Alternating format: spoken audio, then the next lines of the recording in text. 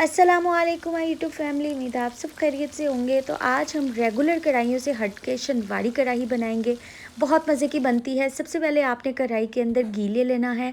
इसको हमने अच्छा सा गर्म कर लेना है। घी गर्म करते सार इसमें अपने चिकन शामिल कर देना है और इसके साथ ही आपने सॉल्ट शामिल कर देना है।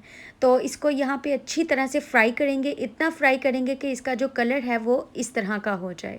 तो ये इस टाइम पे आके जब ये अच्छी तरह से कलर चेंज कर ले, एक्स्ट्रा घी आपने सारा निकाल लेना है और थोड़ा सा रख देना है।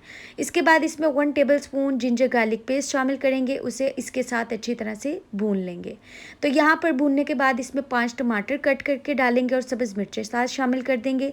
थोड़ा सा पानी शामिल कर देंगे और इसे ढक के 5 मिनट तक पकाएंगे ताकि जो टमाटर है उनका छिलका सॉफ्ट हो जाए।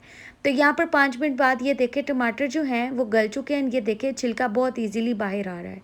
अब इस टाइम पे छिलका सारा उतार के हम इसको मैश करेंगे।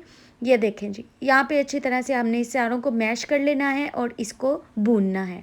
इस टाइम पे भुनाई बहुत ज़रूरी होती है, तो यहाँ पे अच्छी तरह से भूनेंगे। इतना भूनेंगे ये देखें ताकि इसका जो ऑयल है वो सेपरेट हो जाए। जो थोड़ा सा नमक था वो भी हम शामिल कर देंगे। फ्रेशली कुटी हुई काली मिर्च शामिल करेंगे, अदरक शामिल करेंगे और सब्ज़ मिर्चें लंबी लंबी शामिल करेंगे। इसी से ही फ्लेवर आएगा। जितने कम मसाले उतनी मज़ेदार कढ़ाई। तो यहाँ पर हम अच्छी तरह से इसको मिक्स करेंगे, भूनेंगे बिल्कुल थोड़ा सा, क्योंकि हमने पहले इसको भून चुके हैं।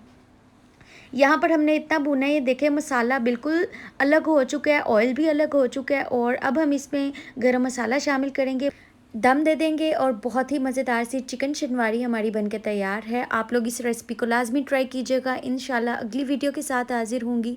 अल्लाह हाफिज़।